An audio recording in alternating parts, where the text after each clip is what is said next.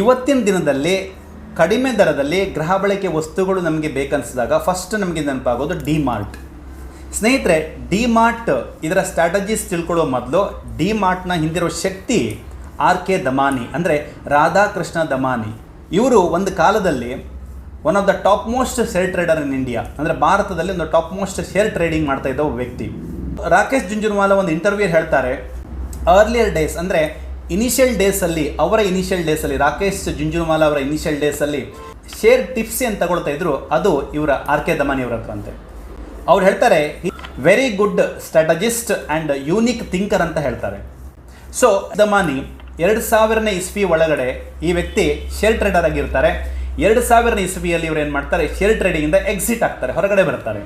ಅಲ್ಲಿಂದ ಬಂದು ಇಂಡಿಯಾದಲ್ಲಿ ಚೈನ್ ಆಫ್ ಮಾಲ್ಸ್ ಸ್ಟಾರ್ಟ್ ಮಾಡಬೇಕು ಅಂತ ಹೇಳಿ ಥಿಂಕ್ ಮಾಡ್ತಾರೆ.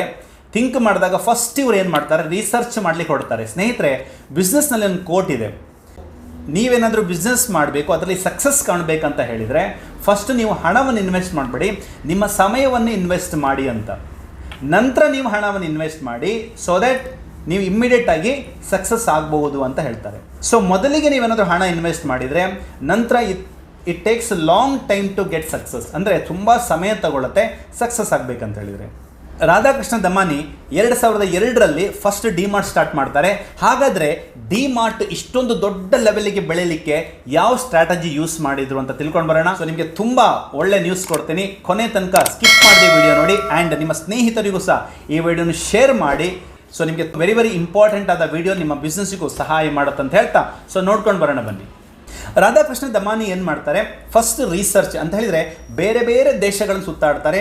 ಬೇರೆ ಬೇರೆ ದೇಶಗಳಲ್ಲಿ ದೊಡ್ಡ ದೊಡ್ಡ ಮಾಲ್ಗಳು ಹೇಗೆ ಆಪರೇಟ್ ಮಾಡ್ತವೆ, ಸೊ ಆ ಮಾಲ್ಗಳ ಇಂಟೀರಿಯರ್ಸ್ ಹೇಗಿದೆ ಆ್ಯಂಡ್ ಜನಗಳ ಬೈಯಿಂಗ್ ಹ್ಯಾಬಿಟ್ಸ್ ಹೇಗಿದೆ, ಬೈ ಮಾಡುವಾಗ ಅಂದರೆ ಪರ್ಚೇಸ್ ಮಾಡಬೇಕಾದ್ರೆ MRP ಅಂದರೆ ಪ್ರೈಸ್ ನೋಡ್ತಾರಾ ಅಥವಾ ಪ್ರೈಸ್ ಅವರಿಗೆ ಸ್ಯಾಟಿಸ್ಫೈ ಇಲ್ಲ ಅಂತ ಹೇಳಿದರೆ ಅದು ವಾಪಸ್ ಇಡ್ತಾರಾ, ವಾಪಸ್ ಇಟ್ಟಿದ್ರೆ ಯಾವ ಕಾರಣದಿಂದ ಇಡ್ತಾರೆ, ಇದೆಲ್ಲವನ್ನು ಏನು ಮಾಡ್ತಾರೆ ನೋಡ್ತಾರೆ, ಸ್ಟಡಿ ಮಾಡ್ತಾರೆ, ರಿಸರ್ಚ್ ಮಾಡ್ತಾರೆ. ಎಲ್ಲ ರಿಸರ್ಚ್ ಆದ ನಂತರ ಒಂದು ಕನ್ಕ್ಲೂಷನ್ಗೆ ಬರ್ತಾರೆ, ಒಬ್ಬ ವ್ಯಕ್ತಿ ಒಂದು ಬಿಸ್ನೆಸ್ನಲ್ಲಿ ಸಕ್ಸಸ್ ಆಗಬೇಕಂತ ಹೇಳಿದರೆ 10 ಅಂಶಗಳಲ್ಲಿ ಪರಿಣತಿ ಹೊಂದಿರಬೇಕು. 10 ಅಂಶಗಳಲ್ಲಿ ಪರಿಣತಿ ಹೊಂದಿರಲಿಕ್ಕೆ ಕಷ್ಟ ಆಗ್ಬೋದು, ಬಟ್ ಪರ್ಫೆಕ್ಷನ್ ಅಂತ ಹೇಳಿ ಒಂದು 3ರಿಂದ 4 ಅಂಶಗಳಲ್ಲಿ ಪರ್ಫೆಕ್ಟ್ ಆಗಿರಬೇಕು. ಬಾಕಿ ಉಳಿದದರಲ್ಲಿ ಆ್ಯಾವರೇಜ್ ಇದ್ರೂ ಸೊ ಆ ವ್ಯಕ್ತಿ ಸಕ್ಸಸ್ ಕಾಣಬಹುದು ಅಂತ ಹೇಳಿ ಇವರೇನು ಮಾಡ್ತಾರೆ, ಪ್ಲ್ಯಾನ್ ಮಾಡ್ತಾರೆ. 10 ಅಂಶಗಳಲ್ಲಿ ನನ್ನ ಬಿಸ್ನೆಸ್ಸಿಗೆ ಬೇಕಾದ 3 ಅಂಶಗಳು ಯಾವುದು, ವೆರಿ ವೆರಿ ಇಂಪಾರ್ಟೆಂಟ್. ಆ 3 ಅಂಶಗಳನ್ನ ಏನು ಮಾಡ್ತಾರೆ, ನೋಟ್ ಮಾಡ್ತಾರೆ. ಆ 3 ಅಂಶಗಳಲ್ಲಿ ಪರ್ಫೆಕ್ಟ್ ಆಗ್ತಾರೆ. ಸೊ ಬಾಕಿ ಉಳಿದದರಲ್ಲಿ ಆ್ಯಾವರೇಜ್ ಇದ್ರೂ ಸೊ ಸಕ್ಸಸ್ ಆಗ್ಬೋದು ಅಂತೇಳಿ ಬಾಕಿ ಉಳಿದ 7 ಅಂಶಗಳಿದೆ, ಅದರಲ್ಲಿ ಆ್ಯಾವರೇಜ್ ಆಗ್ತಾರೆ, ಈ 3ರಲ್ಲಿ ಪರ್ಫೆಕ್ಟ್ ಆಗ್ತಾರೆ. ಹಾಗಾದರೆ ಆ 3 ಅಂಶಗಳು ಯಾವುದಂತ ತಿಳ್ಕೊಂಡು ಬರೋಣ. ಸೊ ಫಸ್ಟ್ ಇವರು ಚೂಸ್ ಮಾಡಿರುವಂಥದ್ದು ಕಸ್ಟಮರ್ ಇಸ್ ಎ ಗಾಡ್. ಸ್ನೇಹಿತರೆ, ಜನ ಶ್ರೀಮಂತರಾಗಿರ್ಬೋದು, ಬಡವರಾಗಿರ್ಬೋದು, ಪ್ರತಿಯೊಬ್ಬರೂ ಸಹ ತಾನು ತೆಗೆದುಕೊಳ್ಳುವಂತಹ ವಸ್ತುವಿನ ಮೇಲೆ ಹಣ ಉಳಿತಾಯ ಮಾಡಲಿಕ್ಕೆ ನೋಡ್ತಾರೆ ಇಲ್ವಾ? 100% ನೋಡ್ತಾರೆ. ಪ್ರತಿಯೊಬ್ಬರು ಸಹ ಎಷ್ಟೇ ದುಡ್ಡಿರ್ಬೋದು, ಕೋಟಿಗಟ್ಟಲೆ ದುಡ್ಡಿರ್ಬೋದು, ಬಟ್ ತಾನು ತಗೊಳ್ಳುವಂತಹ ವಸ್ತುವಿನ ಮೇಲೆ ಎಲ್ಲಿ ಹಣ ಉಳಿತಾಯ ಮಾಡಲಿಕ್ಕಾಗ್ತಂತ ಪ್ರತಿಯೊಬ್ಬರು ನೋಡ್ತಾರೆ. ಅಲ್ಲಿ ಬಡವರು ಶ್ರೀಮಂತರು ಅಂತ ಭೇದ ಇರೋದಿಲ್ಲ. ಇವರು ಫಸ್ಟ್ ಅದನ್ನು ಫೋಕಸ್ ಮಾಡ್ತಾರೆ. ಜನರಿಗೆ ಅಂದರೆ ಕಸ್ಟಮರಿಗೆ ಅಥವಾ ಗ್ರಾಹಕರಿಗೆ ಕಡಿಮೆ ದರದಲ್ಲಿ, ಮಾರ್ಕೆಟ್ಗಿಂತ ಕಡಿಮೆ ದರದಲ್ಲಿ ವಸ್ತುಗಳನ್ನು ನಾನು ಹೇಗೆ ಕೊಡಬಹುದು, ಫಸ್ಟ್ ಇದ್ರ ಮೇಲೆ ಕೆಲಸ ಮಾಡ್ತಾರೆ. ವೆರಿ ಸಿಂಪಲ್ ಸ್ಟ್ರಾಟಜಿ ಯೂಸ್ ಮಾಡ್ತಾರೆ. ತಾನೇನಾದರೂ ಕಸ್ಟಮರಿಗೆ ಕಡಿಮೆ ದರದಲ್ಲಿ ವಸ್ತುಗಳನ್ನು ಕೊಡಬೇಕಂತ ಹೇಳಿದರೆ ಫಸ್ಟ್ ಇವರು ಏನು ಮಾಡ್ತಾರೆ, ಬಲ್ಕ್ ಪರ್ಚೇಸ್. ಎಕ್ಸಾಂಪಲ್, ನಿಮಗೆ ಒಂದು ಜ್ಯೂಸ್ ಬಾಟಲ್ ಬೇಕು ಅಂತ ಹೇಳಿ ಡಿಮಾರ್ಟಲ್ಲಿ ನೋಡ್ತೀರಾ, ಮಾರ್ಕೆಟ್ ಪ್ರೈಸ್ 10 ರೂಪೀಸ್ ಇರುತ್ತೆ, ಇವ್ರು ಏನು ಮಾಡ್ತಾರೆ 6 ರೂಪೀಸಿಗೆ ಕೊಡ್ತಾರೆ. ಎಕ್ಸಾಂಪಲ್, 4 ರೂಪಾಯಿ ಹೆಂಗೆ ಬೇರ್ ಮಾಡ್ತಾರೆ, ವೆರಿ ಸಿಂಪಲ್. ಇವ್ರು ಏನು ಮಾಡ್ತಾರೆ, ಲಾಟ್ ಪರ್ಚೇಸ್ ಮಾಡ್ತಾರೆ. ಲಾಟ್ ಪರ್ಚೇಸ್ ಮಾಡಿದವರಿಗೆ ತುಂಬ ಕಡಿಮೆಲಿ ಸಿಗುತ್ತೆ.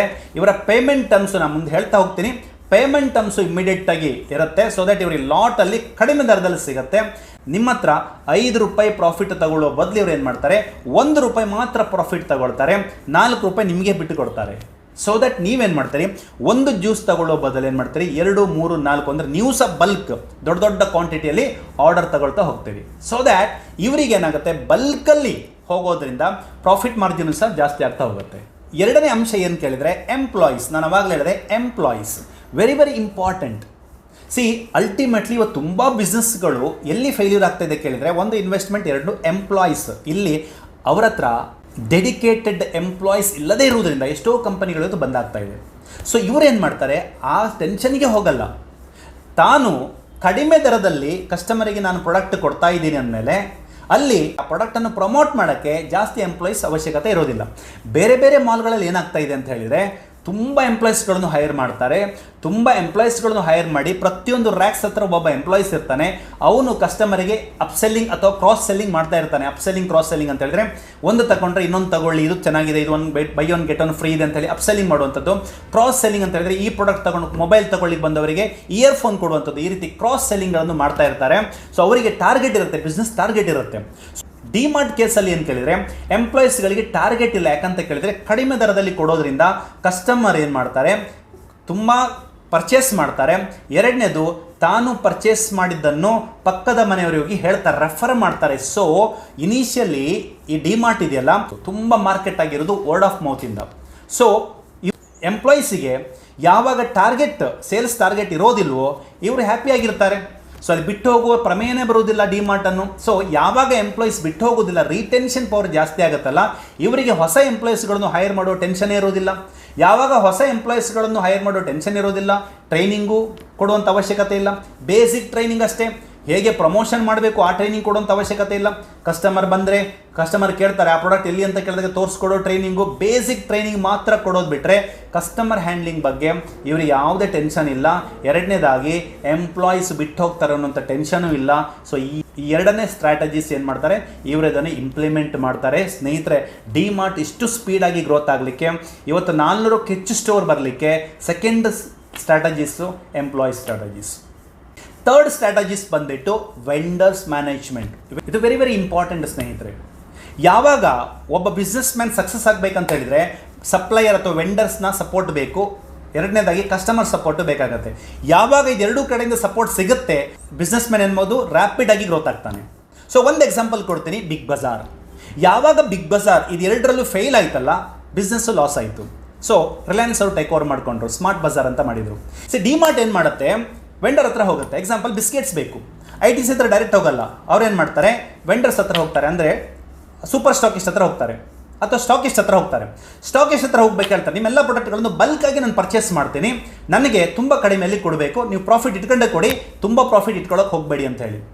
ಸ್ಟಾಕಿಸ್ಟಿಗೆ 7 ಡೇಸಲ್ಲಿ ಅವರ ಪೇಮೆಂಟ್ ಕ್ಲಿಯರ್ ಮಾಡಬೇಕು ITC ಅವರದ್ದು. ಒಂದು ವೇಳೆ ನಿಮ್ಮ ಹತ್ರ ಪ್ರಾಡಕ್ಟ್ ಇರಲಿ, ಸೇಲ್ ಆಗದೇ ಇರಲಿ, ನಿಮ್ಮ ಹತ್ರ ಹಣ ಬರಲಿ, ಹಣ ಇರಲಿ ಇಲ್ಲದೇ ಇರಲಿ, 7 ಡೇಸಲ್ಲಿ ಕ್ಲಿಯರ್ ಮಾಡಬೇಕು. ಸೊ ಈ ಟೆನ್ಷನಲ್ಲೂ ಸ್ಟಾಕಿಸ್ಟ್ಗಳಿರ್ತಾರೆ. ಆಗ ಡಿಮಾರ್ಟ್ ಹೋಗುತ್ತೆ, ಡಿಮಾರ್ಟ್ ಹೋಗಿ ಹೇಳುತ್ತೆ ಬಲ್ಕ್ ಪರ್ಚೇಸ್ ಮಾಡ್ತೀನಿ, 2 ದಿನದಲ್ಲಿ ಪೇಮೆಂಟ್ ತೊಗೊಂಡು ಹೋಗಿ. ಸೊ ಸ್ಟಾಕಿಸ್ಟ್ ಖುಷಿಯಾಗಿರ್ತಾರೆ. ಸೊ ಫ್ರೀಕ್ವೆನ್ಸಿ ಆಫ್ ಪರ್ಚೇಸ್ ಏನಾಗುತ್ತೆ, ಜಾಸ್ತಿ ಆಗುತ್ತೆ. ಪ್ರಾಫಿಟ್ ಮಾರ್ಜಿನ್ ಕಡಿಮೆ ಆದ್ರೂ ಪೇಮೆಂಟ್ ಟೆನ್ಷನ್ ಇಲ್ಲ, correct, cash and carry. So ಏನು ಮಾಡ್ತಾರೆ, ಅಲ್ಲಿ 5-6-7% ಏನಾಗುತ್ತೆ, ಪ್ರಾಫಿಟ್ ಆಗುತ್ತೆ ಡಿಮಾರ್ಟ್ ಅವರಿಗೆ. ಆ 7% ಜಾಸ್ತಿ ಪ್ರಾಫಿಟ್ ಆದ ಮಾರ್ಜಿನ್ ಏನು ಮಾಡ್ತಾರೆ, ಇಲ್ಲಿ ಕಸ್ಟಮರಿಗೆ ಫಾರ್ವರ್ಡ್ ಮಾಡ್ತಾರೆ. Very simple. ಸೊ ಪ್ರಾಡಕ್ಟ್ ಅಲ್ಲಿಂದ ಬಲ್ಕಾಗಿ ಲಿಫ್ಟ್ ಮಾಡಿಬಿಟ್ಟು ಇಲ್ಲಿ ಹಾಕ್ತಾರೆ. ಇಲ್ಲೂ ಸಹ ಕಡಿಮೆ ದರದಲ್ಲಿ ಕೊಡೋದ್ರಿಂದ ಕಸ್ಟಮರ್ಗಳಿಗೇನೂ ತೊಂದರೆ ಇಲ್ಲ. ಇಮ್ಮಿಡಿಯೇಟಾಗಿ ಏನಾಗುತ್ತೆ, ಪ್ರಾಡಕ್ಟ್ಗಳು ಸೇಲ್ ಆಗುತ್ತೆ. ಸೊ ಇಲ್ಲಿ ಇಮ್ಮಿಡಿಯೇಟಾಗಿ ಸೇಲ್ ಆಗೋದ್ರಿಂದ ಹಣದ ರೊಟೇಷನ್, ಮನಿ ರೊಟೇಷನ್ ಅಂತ ಏನು ಕರಿತೀವಿ, ಅದು ಸ್ಪೀಡಾಗಿ ಆಗುತ್ತೆ. ಸೊ ಬಲ್ಕ್ ಆರ್ಡರ್ ಕಮ್ಮಿ ಪ್ರೈಸಲ್ಲಿ. ಈ ಸ್ಟ್ರಾಟಜಿ ಯೂಸ್ ಮಾಡಿಕೊಂಡು RK ದಮಾನಿ ಹೋಗ್ತಾರೆ ಸ್ನೇಹಿತರೆ. ಸೊ ವೆಂಡರ್ಸ್ ರಿಲೇಷನ್ಶಿಪ್ ಒಳ್ಳೆಯದಾಯಿತು, ಕಸ್ಟಮರ್ ರಿಲೇಷನ್ಶಿಪ್ ಒಳ್ಳೆಯದಾಯಿತು. ಕಸ್ಟಮರಿಗೆ ಅನಿಸುತ್ತೆ ಡಿಮಾರ್ಟ್ ನಮಗೋಸ್ಕರ ಎಷ್ಟೆಷ್ಟು ಆಫರ್ ಕೊಡ್ತಾ ಇದ್ದಾರೆ, 1 ಬದಲಿಗೆ 2 ತಗೊಳ್ತಾರೆ, 2 ಬದಲಿಗೆ 4 ತಗೊಳ್ತಾರೆ. ಈ ರೀತಿ ಆಗ್ತಾ ಹೋಗುತ್ತೆ. ಇವತ್ತು ಡಿಮಾರ್ಟ್ ಎಲ್ಲಿ ತನಕ ಬೆಳೆದಿದೆ ಅಂತ ಹೇಳಿದ್ರೆ, ಲೋಕಲ್ಸ್ ಶಾಪ್ ಕೀಪರ್ಸ್ ಸಹ ಇವತ್ತು ಡಿಮಾರ್ಟ್ನಲ್ಲಿ ಪರ್ಚೇಸ್ ಮಾಡಿ ಅವರು ರೀಸೆಲ್ ಮಾಡುವಂತಹ ಪ್ರಸಂಗವೂ ಸಹ ನಾನು ನೋಡಿದ್ದೀನಿ ಸ್ನೇಹಿತರೆ. ಸೊ ಹಾಗಾದರೆ ಒಂದು ಕಂಪನಿ ಸಕ್ಸಸ್ ಆಗಬೇಕಂತ ಹೇಳಿದರೆ ಫಸ್ಟ್ ಬಂದುಬಿಟ್ಟು ರಿಸರ್ಚ್ ಮಾಡೋದು, ಎರಡನೇದು ಎಂಪ್ಲಾಯೀಸ್, ಮೂರನೇದು ವೆಂಡರ್ಸ್ ಮ್ಯಾನೇಜ್ಮೆಂಟ್. ಇದು ಮೂರರಲ್ಲಿ ನಾವು ಯಾವಾಗ ಪರ್ಫೆಕ್ಟ್ ಆಗ್ತೀವಿ, ನಮ್ಮ ಬಿಸ್ನೆಸ್ಸು ಸಕ್ಸಸ್ ಆಗೋದ್ರಲ್ಲಿ 2 ಮಾತೇ ಇಲ್ಲ, ಸಕ್ಸಸ್ ಆಗ್ಬೋದು. ಸ್ನೇಹಿತರೆ, ನೀವೇನಾದರೂ ಬಿಸ್ನೆಸ್ ಸ್ಟಾರ್ಟ್ ಮಾಡಬೇಕಂತ ಹೇಳಿದರೆ ರಿಸರ್ಚ್ ಮಾಡಿ. ಮೊದಲನೇದಾಗಿ ರಿಸರ್ಚ್ ಮಾಡಿ ಅಂದರೆ ಕಸ್ಟಮರ್ ಬಿಹೇವಿಯರ್ ಆಗಿರ್ಬೋದು, ಕಸ್ಟಮರ್ ಯಾವ ಪ್ರಾಬ್ಲಮನ್ನು ಫೇಸ್ ಮಾಡ್ತಾ ಇದ್ದಾರೆ, ಆ ಕಸ್ಟಮರ್ ಪ್ರಾಬ್ಲಮನ್ನು ಫೇಸ್ ಮಾಡ್ತಾ ಆಲ್ರೆಡಿ ಮಾರ್ಕೆಟ್ನಲ್ಲಿ ಅವರಿಗೆ ಬೇಕಾದ ಪ್ರಾಡಕ್ಟ್ಗಳು ಸಿಗ್ತಾ ಇದೆಯಾ, ಸಿಕ್ಕಿದ್ರೆ ಕರೆಕ್ಟಾದ ಸಪ್ಲೈ ಇದೆಯಾ, ಸರ್ವಿಸ್ ಕೊಡ್ತಾ ಇದ್ದಾರಾ, ಸರ್ವಿಸ್ ಕೊಡಲಿಲ್ಲ ಅಂತ ಹೇಳಿದ್ರೆ ನೀವು ಆ ಪ್ರಾಬ್ಲಮಿಗೆ ಸೊಲ್ಯೂಷನ್ ಕೊಡ್ಬೋದಾ, ಸೊಲ್ಯೂಷನ್ ಕೊಟ್ಟರೆ ಸೊ ನಿಮ್ಮ ಪ್ರಾಡಕ್ಟು ಡಿಮಾಂಡ್ ಇದೆಯಾ. ಇದೆಲ್ಲವನ್ನು ಏನು ಮಾಡಿ ರಿಸರ್ಚ್ ಮಾಡಬೇಕು. ಆಲ್ರೆಡಿ ನಿಮ್ಮ ಕಾನ್ಸೆಪ್ಟ್ ಏನಿದೆ ಆ ಕಾನ್ಸೆಪ್ಟ್ ಮೇಲೆ ಬಿಸ್ನೆಸ್ ಮಾಡ್ತಿರೋರ ಬಗ್ಗೆ ಕೇಳಿ, ಸಕ್ಸಸ್ ಆದವ್ರ ಹತ್ರನೂ ಕೇಳಬೇಕು, ಫೇಲ್ಯೂರ್ ಆದವ್ರ ಹತ್ರನೂ ಕೇಳಬೇಕು.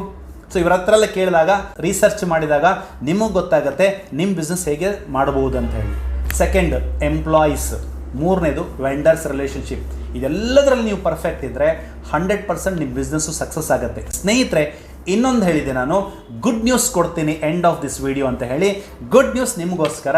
ಯಾರಿಗಾದರೂ ನಿಮ್ಗೆ ಯಾರಾದರೂ ಐಡಿಯಾಸ್ ಇದ್ದರೆ, ನಿಮ್ಮ ಐಡಿಯಾಸ್ ನೀವು ಹೇಗೆ ಇಂಪ್ಲಿಮೆಂಟ್ ಮಾಡಬೇಕು, ಹೇಗೆ ನೀವು ಮಾರ್ಕೆಟಿಗೆ ತಗೊಂಡು ಹೋಗಬೇಕು ಅಂತ ಗೊತ್ತಾಗಲಿಲ್ಲ ಅಂತ ಹೇಳಿದ್ರೆ, ಡೋಂಟ್ ವರಿ, ನಿಮಗೋಸ್ಕರ ಸೊ ಕೆಳಗಡೆ ಕಾಣ್ತಿರೋ ಡಿಸ್ಪ್ಲೇ ನಂಬರ್ ಇದೆ, ಆ ನಂಬರ್ಗೆ ನೀವು ಡಯಲ್ ಮಾಡಿ. ನಾವು ನಿಮಗೆ ಸಪೋರ್ಟ್ ಮಾಡ್ತೀವಿ, ಹೆಲ್ಪ್ ಮಾಡ್ತೀವಿ. ಏನು ಚಾರ್ಜಸ್ ಕೊಡುವಂಥ ಅವಶ್ಯಕತೆ ಇಲ್ಲ. ನಿಮಗೆ 1 to 1 ನಿಮಗೆ ಕಂಪ್ಲೀಟ್ ಸಪೋರ್ಟ್ ಮಾಡ್ತೀವಿ. ನಿಮ್ಮ ಐಡಿಯಾದಿಂದ ರಿಯಾಲಿಟಿ ಹೇಗೆ ಹೋಗಬೇಕಂತ ಹೇಳಿ ನಾವು ನಿಮಗೆ ಸಪೋರ್ಟ್ ಮಾಡ್ತೀವಿ ಅಂತ ಹೇಳ್ತಾ, ನಿಮ್ಮ ಸ್ಟಾರ್ಟಪ್ಗೆ ಆಲ್ ದ ಬೆಸ್ಟ್ ಹೇಳ್ತಾ, thank you so very much. And ಈ ವಿಡಿಯೋವನ್ನು ದಯವಿಟ್ಟು ಪ್ರತಿಯೊಬ್ಬರಿಗೂ ಶೇರ್ ಮಾಡಿ. ಆ್ಯಂಡ್ ಇಲ್ಲಿ ತುಂಬ ಜನ ಬಿಸ್ನೆಸ್ ಮ್ಯಾನ್ಗಳಿದ್ದೀರಾ, ರಿಟೇಲರ್ ಇದ್ದೀರಾ, ನೀವು ನಿಮ್ಮ ವೆಂಡರ್ಸಿಗೆ ಈ ವಿಡಿಯೋನ ಶೇರ್ ಮಾಡೋದ್ರ ಮುಖಾಂತರ ಹೇಳಿ, ಡಿಮಾರ್ಟಿಗೆ ಹೀಗೆ ಕೊಡ್ತಾ ಇದ್ದಾರೆ, ನಾನು ನಿಮಗೆ ಕ್ಯಾಶ್ ಕೊಡ್ತಾ ಇದ್ದೀನಲ್ವ, ಸ್ವಲ್ಪ ನನ್ನನ್ನು ನೋಡ್ಕೊಳ್ಳಿ ಅಂತ ಹೇಳಿ ರಿಕ್ವೆಸ್ಟ್ ಮಾಡಿ. ಆ್ಯಂಡ್ ನಿಮ್ಮ ಕಸ್ಟಮರ್ಗಳಿಗೂ ಕಳಿಸಿ, ನಾನು ನಿಮಗೆ ಎಷ್ಟು ಕಡಿಮೆಯಲ್ಲಿ ಕೊಡ್ತಾ ಇದ್ದೀನಲ್ವ, ನನ್ನನ್ನು ಸಹ ನೋಡ್ಕೊಳ್ಳಿ ಅಂತ ಹೇಳಿ ನಿಮ್ಮ ಕಸ್ಟಮರ್ ವೆಂಡರ್ಸಿಗೆ ಈ ವಿಡಿಯೋ ಕಳಿಸಿ. ಸೊ ದಟ್ ನಿಮ್ಮ ಬಿಸ್ನೆಸ್ಸನ್ನು ಗ್ರೋತ್ ಮಾಡ್ಕೊಳ್ಳಿ ಅಂತ ಹೇಳ್ತಾ, all the best. Thank you so much. Bye.